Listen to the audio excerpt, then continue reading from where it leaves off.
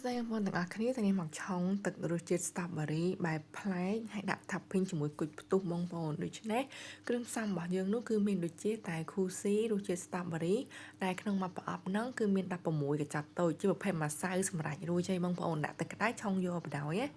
ហើយយើងមានរសជាតិផ្សេងទៀតដូចជារសជាតិកលែន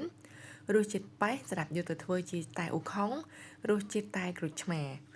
ហើយសិនបងប្អូនចង់បានអាចឆាត់ចូលផេកបានណាចំពោះតែ Kusi រសជាតិ strawberry នេះវិញគឺថាមកកញ្ចប់ហ្នឹងគឺយើងឆុងបានមួយកែវបណ្ដោយអញ្ចឹងងាយស្រួលឆុងដែរជាមួយនឹងទឹកសេរ៉ូរសជាតិ strawberry មកអិនជាមួយនឹងប្រភេទគុជផ្ទុះ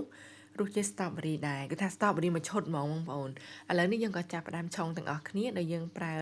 ម្សៅ strawberry ហ្នឹងចំនួនមួយកញ្ចប់សម្រាប់តែមួយកែវ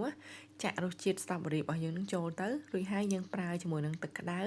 ចំនួន200មីលីលីត្រដើម្បីរំលាយម្សៅរបស់យើងណាបងប្អូន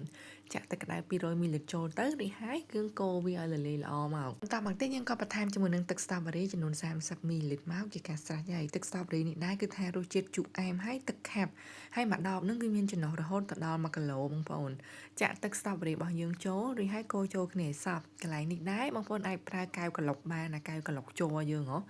រួចហើយយកកែវលេខ22មកដួសទឹកកកដាក់ឲ្យពេញកែវចាក់ល្បាយ strawberry របស់យើងចូលជាចុងក្រោយបន្ថែមជាមួយនឹងគុជផ្ទុះរសជាតិ strawberry ទៀតមកគឺថា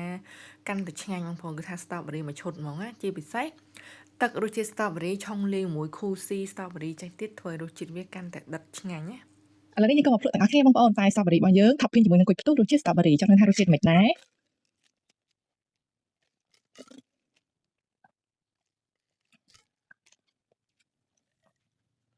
គឺថារសជាតិជូរអែមឆ្ងាញ់ឈ្ងុយ strawberry ដិតហើយគុជផ្ទុះនេះវិញដល់ពេលយើងខាំទៅវាបែកក្នុងមាត់យើងបងប្អូនឆ្ងាញ់មួយយ៉ាងចំពោះគុជផ្ទុះរសជាតិ strawberry នេះវិញគឺថាដាក់ទៅ